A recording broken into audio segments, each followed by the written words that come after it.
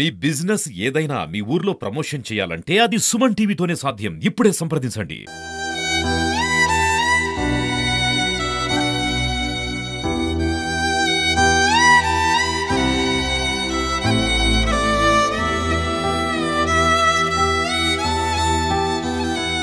విశాఖ జిల్లాలో జరిగిన దారుణం గడిచి 4 రోజులు అవుతుంది.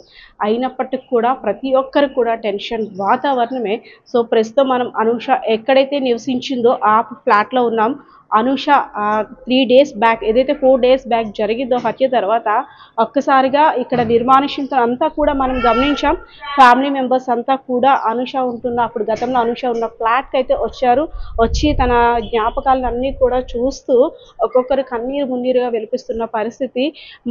మనవరాలు పుడుతుంది, మనవడు పుడతాడో వచ్చి చూద్దాము అని ఆలోచించిన ఆ అమ్మమ్మకి నా మనవరాలు కింద సపర్యాలు చెయ్యాలి, డెలివరీ అయిన మనిషికి ఎలా ఉండాలో అన్నీ నేను దగ్గరుండి సపర్యాలు చేస్తాను అని ఆలోచనతో ఉన్న ఆ అమ్మమ్మకి ఒక్కసారి చూద్దాము మనం ఎలా ఉందో ఆ మనవరాలు ఫోటో పెట్టుకొని రాని మనవరాలు కోసం ఏడుస్తూ సరే నా మనవరాలు ఎలగలేదు, ఆ బిడ్డ వచ్చినా సరే పోనీ నేను నా మనవరాలు ప్రతిపన్ను కూడా చూసుకునే అవకాశం కూడా లేకుండా చేశాడు ఆ కిరాతకుడు అయినటువంటి జ్ఞానేశ్వర్ అని వినిపిస్తున్న పరిస్థితి. అమ్మ ఈ కష్టం నిజంగా అంటే బిడ్డ కడుపులో ఉన్న బిడ్డను కూడా కోల్పోయిన పరిస్థితి. మీ మనవరాల్ని చిన్నప్పుడు మీ చేతుల్లో పెంచారు. మీ మనవరాలు మీ అమ్మాయి కడుపులో ఉన్నప్పటి నుండి కూడా మీరే కదా పెంచారు, అవునా? కడుపులో ఉన్నప్పటి నుండి మీ మనవరాల కోసం చూసింది అంతా. సో చనిపోయిన బిడ్డ కూడా చూశారు మీరు. తర్వాత పరిస్థితి ఎలా ఉందమ్మా? వాళ్ళ అత్తవారి ఇంటికి వెళ్ళిన తర్వాత వాళ్ళు ఏమైనా మాట్లాడారా ఏంటి? అంటే ఆ రోజు వెళ్ళామండి, శవాన్ని తీసుకెళ్ళారు కదండి. ఆ రోజు క్షణాల కాడికి వెళ్ళామండి. బాగానే ఉందండి. అమ్మా మీతో అనూష ప్రెగ్నెంట్ లేడీ అనేసరికి ఎవరైనా మాకు కొంచెం చెప్పండి, ఇలా కదలికలు వస్తున్నాయి, ఇది తినాలని ఉంది, అది తినాలని ఉంది, అమ్మమ్మ ఒకసారి రా నిన్ను చూడాలని ఉంది, మాట్లాడేదా? మాట్లాడేదండి. అన్నీ తినాలి అమ్మమ్మ, ఇలా తినాలి, అది వాంతులు అయిపోయాయండి. అమ్మమ్మ ఇది తిన్నానే వాంతి అయిపోయింది, శుభ్రంగా వాంతి అయిపోయింది అండి. ఇడ్లీ తిన్నాను వాంతి అయిపోయింది అన్న, అన్నం తిన్నాను వాంతి అయిపోయిందే అన్నది. అంటే వాంతి అయిపోయినా పర్లేదమ్మా, మళ్ళీ తిను, మళ్ళీ తాకన్నా ఉండకూడదు, మళ్ళీ వాంతి అలాగ అయిపోతాయి. కొంతమందికి నెల విడాక కూడా 9 నెలలు వచ్చినా సరే నెల విడాక తాగితేనే వాంతులు అయిపోతూ ఉంటాయి.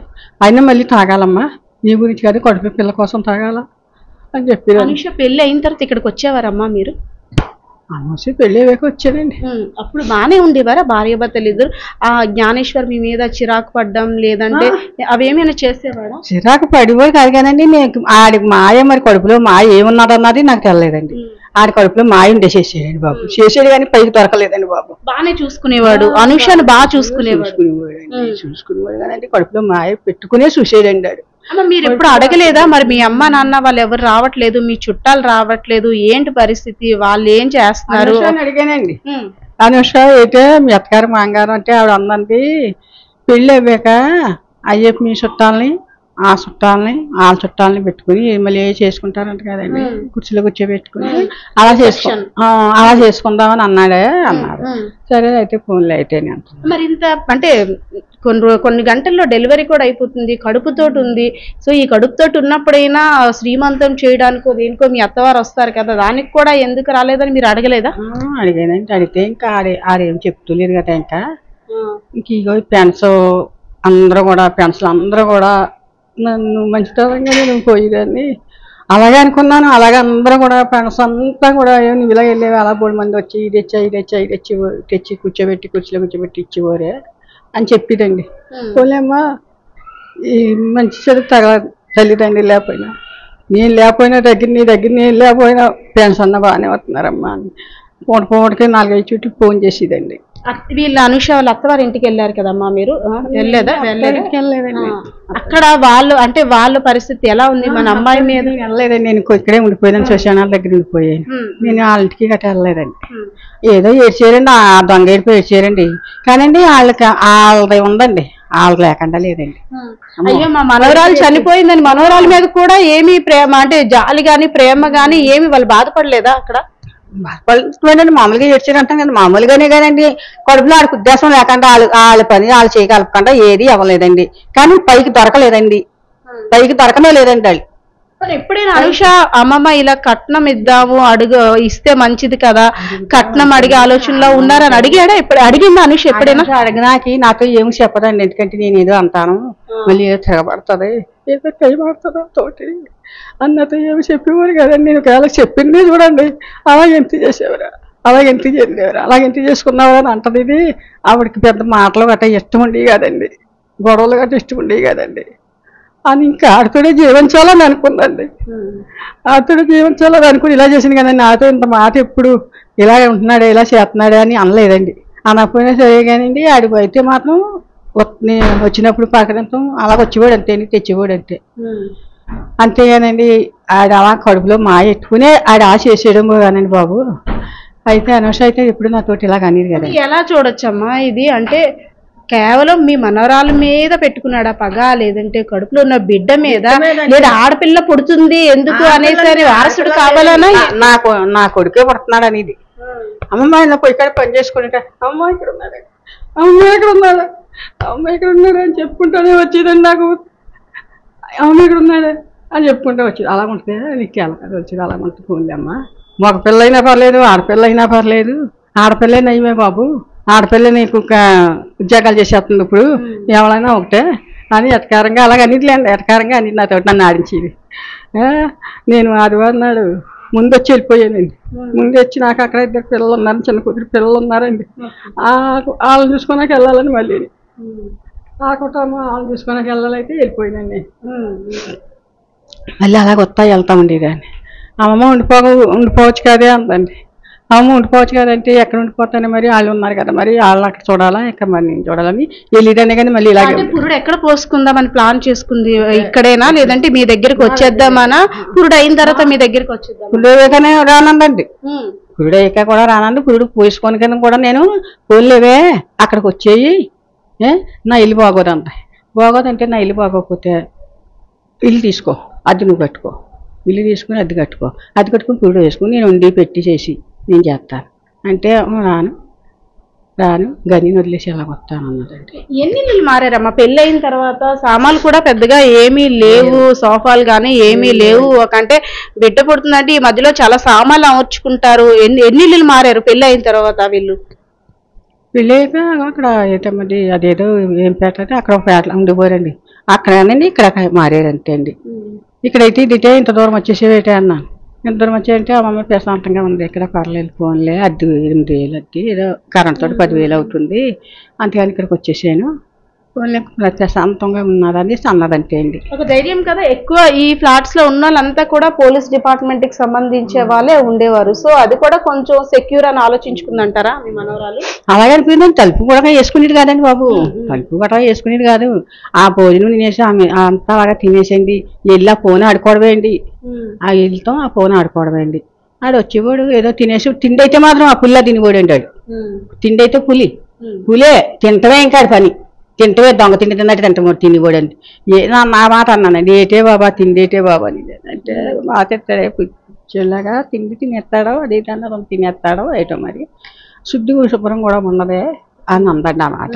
శుద్ధి శుభ్రం కూడా ఉన్నదే, తినేస్తాడు పిచ్చి తిండిలాగా, పిచ్చి తిండిలాగా తింటాడండి. పిచ్చి తిండి తింటాడని తినిపోడండి. వాళ్ళు తింటమే కావాలండి, తింటమే కావాలనుకున్నాం కానీ ఈ ఎదవా మా ఎదవా వీడు దొంగ ఎదవా నేను అనుకోలేదండి.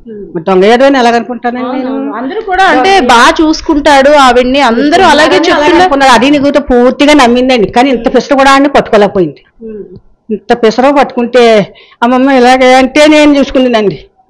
నాతో ఎప్పుడు అంటమంటే ఏదో దెబ్బలాట ఆడుతుంది, కైమాడుతుంది, అని ఎక్కడ కొట్టేస్తుంది, మళ్ళీ ఎదవా నాతో తగులేస్తుంది అన్న ఉద్దేశం పెట్టుకుని నాతో ఎప్పుడు ఏమి చెప్పేవారు కదా, ఎవరో చెప్పరండి. ఈ పిల్లేటి ఆ పిల్లేటి ఇంత కిరాతకుడికి ఏం చెయ్యాలి, ఎలాంటి శిక్ష పడితే ఇంకొకరికి బుద్ధి వస్తుంది? బాబు చెయ్యి, అమ్మ బాబు చెయ్యి, అమ్మ దగ్గరికి వెళ్ళిపోడండి, అమ్మ బాబు దగ్గరికి వెళ్ళిపోడండి, వచ్చేవాడు ఎక్కడికి వెళ్ళాడంటే వాళ్ళ అమ్మ దగ్గరికి వెళ్ళాడండి అంతే. కానీ దానికి మాయలు ఎడకండానే మాట్లాడేదండి. ఇలా ఇంటికి వెళ్ళాలా, మీ అమ్మ దగ్గరికి ఇంటికి వెళ్ళాలా, మేము వెళ్ళలేదు కదా, మేము చేయలేదు కదా, మమ్మల్ని తీసుకెళ్ళాలి, నేను తీసుకొస్తే చంపేస్తారు అది అనిబోడు అంటండి, అనిబోడు. కానీ అనుష వాళ్ళ అత్త మామ ఏం చేస్తున్నారు అక్కడ? వ్యవసాయమా లేదు ఉద్యోగమా, ఏం చేస్తారమ్మా? ఉద్యోగం కాదండి, వ్యవసాయం ఎలా ఉందంటే చేసుకుంటారు మాట. అంత మనకు ఒక్కడేనా ఇంట్లోని? ఇంకా తోడు ఇంకెవరు ఎవరు లేరంట, ఒక్కడే అంట, ఒక్కడే అంట. ఆడమ్మమ్మ ఆడ చిన్నబాబు ఎవరో ఉన్నారంట, ఆడు ముందుగా మ్యారేజ్ ఏదో చేసుకున్నాడంటే చేసుకుని ఏదో వదిలేసాడు ఏదో అన్నారు. ఆడికి ఆడుతుందంట, ఆడత్తి కూడా ఈడికంటే ఆడికి కూడా పిల్లలు అట్లా లేరు కదండి. ఒకటే అన్నట్టుగా అనుకున్నారు అంతే అండి. అలాగ అనుకోవడం ఆలకించేది. సో ఏదైతేనే మనవరాల్ని ముని మనవరాల్ని వాళ్ళే ముగ్గు చేసేటండి, ముగ్గు చేసేసి అలా చేసేసేటండి. అలా చేస్తాడని నేను కళ్ళలో కూడా అనుకోలేదండి. ఆదివారం నాడు శనివారం నాడండి. శనివారం నాడు నేను అక్కడ కాకినాడలో ఇల్లు మారుతున్నానండి. శనివారం పెద్ద పెద్ద అన్నీ పడచేసుకున్నాను. ఇంకా చిన్న చిన్నవి ఉన్నాయి అక్కడ పడేసుకుందాం అనుకుంటున్నాను. ఈ రాత్రి 8 ఎంత అవుతుందండి. అమ్మమ్మ వస్తున్నాం అని ఫోన్ చేసింది. ఏమ్మా ఎలాగుందమ్మా అన్న. ఏమ్మా ఎలాగుందంటే వచ్చే పొద్దున్నేని నీకు నీరసంగా ఉంది అని. నీరసంగా ఉందా అయితే వచ్చేస్తానమ్మా. నేను ఎక్కడెక్కడ పారేసుకుని ఎక్కడెక్కడ వేసుకుని తెల్లగట్ల బండి 5 గంటల బండికి వచ్చేసానండి.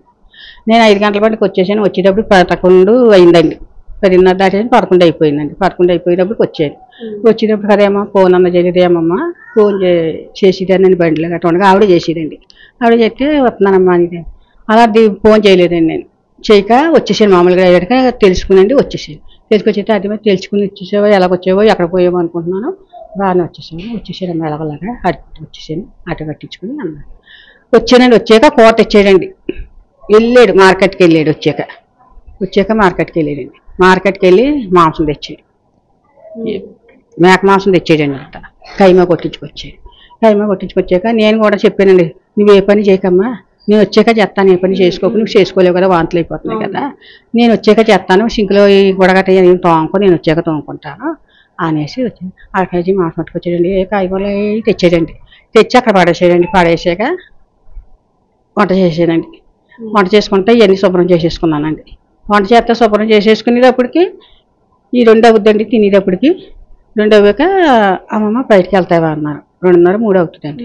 ఈ భోజనాలు అవి అయిపోయాక బయటికి వెళ్ళారండి. 3కి ఎక్కువ అవుతుందండి. వెళ్ళారు బయటికి. వెళ్ళేసి వచ్చారు. దారిలోంచి వచ్చేసేటప్పటికి డాక్టర్ ఫోన్ చేసిందంటండి. డాక్టర్ ఫోన్ చేసి రామ్మ హాస్పిటల్కి చూస్తాను అన్నదంట. మళ్ళీ ఇంటికి వచ్చి అమ్మ డాక్టర్ గారు ఫోన్ చేసింది అన్నది. డాక్టర్ ఫోన్ చేసి వెళ్ళమ్మ ఏం చెప్తుందో కదా అన్నా. అంటే అప్పటికే ఈ పొట్టు నొప్పి వస్తుందమ్మా, చిన్న నొప్పులు అవుతున్నాయి అమ్మమ్మ అన్నది. పుల్లి అమ్మ చిన్న నొప్పులు వస్తేని పుల్లి హాస్పిటల్కి వెళ్ళి డాక్టర్ ఏం చెప్తుంది అంటే వెళ్ళిందంటండి. వెళ్ళాక చూసిందంటండి డాక్టర్ అమ్మ. బాగానే చూసిందంటండి. అమ్మమ్మ బాగానే చూసిందే 7 అయిపోయిందండి. అప్పటికి నేను ఫోన్ చేసాను. అదేటమ్మా 7 అయిపోయింది కదా, పొద్దుయింది ఆదివారం అంటే గడుపుతో అలా పొద్దు ఉండకూడదు, బేగ వచ్చేయమంటే వచ్చేస్తున్నాను అమ్మమ్మ అంటే వచ్చేసిందండి. వచ్చేసి ఇలా అమ్మ ఆ పూసి చూసిందే బాగా చూసింది, బాగా పరిచేసి చూసింది. చుట్టే పిల్ల అంత బాగానే ఉన్నది, నువ్వు జాయిన్ అయిపోను అని చెప్పింది అమ్మమ్మ. అంటే అమ్మ జాయిన్ అయిపోతావు అనేసి అన్నాలు తినే భోజనాలు చేసి మళ్ళీ వచ్చేటప్పుడు మళ్ళీ 7 వండేనండి.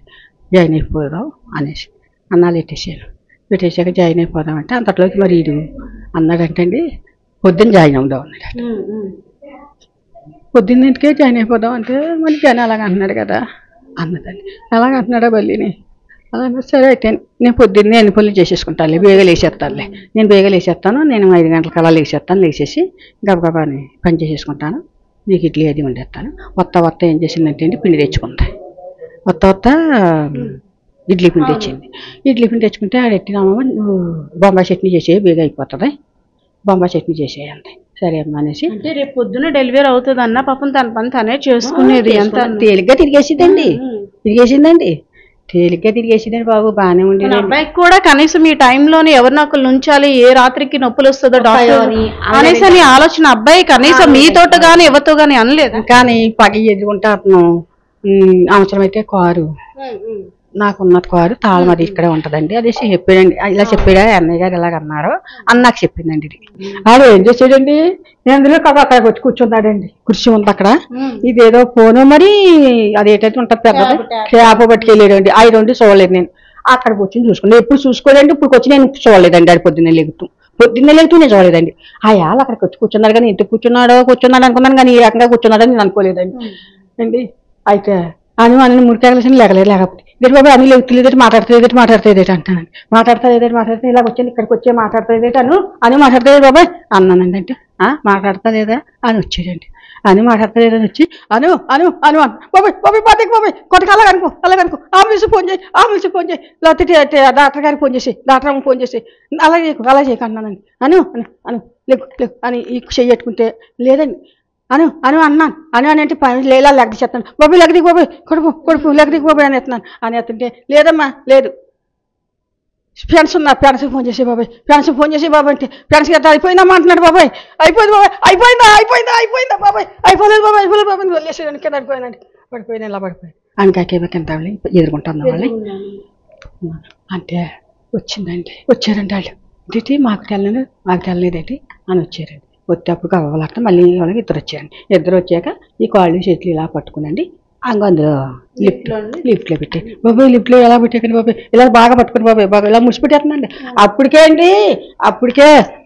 లేకపోతే ఎత్తున్నాడు కదండి ప్రాణం పోయిందా ఉందా కొంచెం అప్పటికే అండి వీడు ఎలా చేసాడంటే అండి మళ్ళీ మామూలుగానే పడుకోబెట్టాడండి ఇప్పుడు చచ్చిపోయినట్టు గట్రా పడుకోబెట్టలేదండి ఆడు చచ్చిపోయినట్టు గట్రా పడుకోబెడితే చచ్చిపోయింది ఇలా ఉండేది బాబాయ్ నేనే దగ్గరికి వెళ్ళి చూసుకున్నాను నొప్పులకి ఏమాత్రం అలాగా కళ్ళు తిరిగి పడిపోయిందేమో అని ఆలోచనలో మీరున్నారు అది మాట్లాడితే మొక్కగా తిరిగేసింది అనేసి పోట్లకి మామూలుగా ఇలాగే పడుకుందండి మామూలుగా రోజు అలా పడుకుంటుందండి నేను లెగ్గెట్టేటప్పుడు అలాగే పడుకోబెట్టాడండి ఆడు సైడ్కి పడుకోబెట్టాడు పొట్ట ఎలా ఉంటాయి ఇలా పడుకోబెడితే నేను అలా పడుకున్నది అనుకున్నాను కానీ ఇంకో రకంగా పడుకున్నదని అంటే నేనే వెళ్ళిపోతుంది బాలెట్టేసుకుంటానండి వచ్చి దాన్ని అలా చేసేదంటే దుర్మార్గుడే చేసేదంటే ఆ అమ్మ బాబు బలం పట్టుకున్నాడండి వాళ్ళ బలమే వీడు ఇలా చేసుకున్నాడండి వీడు చేసిన పని ఏంటి ఇంకా అయితే దొరకలేదండి మనిషి నా మామూలు గమనించలేకపోయింది గమనించి నాకెంత మెసేజ్ చెప్తే నేను కాపాడుకుంటున్నానండి మా మామూలు ఎంత పని చెప్తే నేను గమనించుకుని నేను పట్టుకుని కానీ అంత మంచిదాన్ని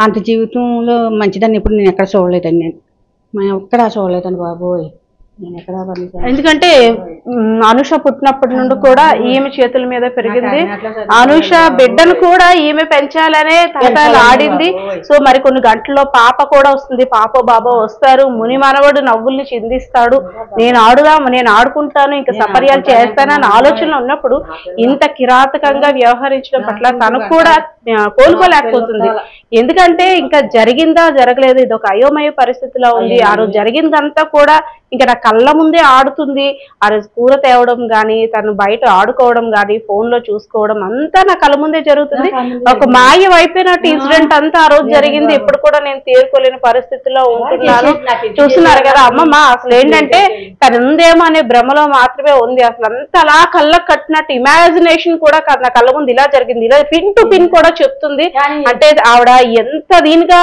ఎంత ఎమోషన్ గా ఫీల్ అవుతుందో మనం ఆలోచించవచ్చు ఏదైతే నా జ్ఞానేశ్వరికి మాత్రం సరైన శిక్ష పడాలి నా మనవరాల హత్య వెనకాల ఎవరెవరు ఉన్నారో ప్రతి ఒక్కరికి కూడా శిక్ష పడాలి అప్పుడే నా మనవరాల ఆత్మకి శాంతి అదే కాకుండా ముని మనవరాల ఆత్మ కూడా శాంతి చేకూరుతుంది ఇంకొకరు ఎవరైనా ఇలా చేయాలంటే జడిసే విధంగా చట్టం కూడా తేవాలని అంటున్న పరిస్థితి అయితే కనిపిస్తుంది.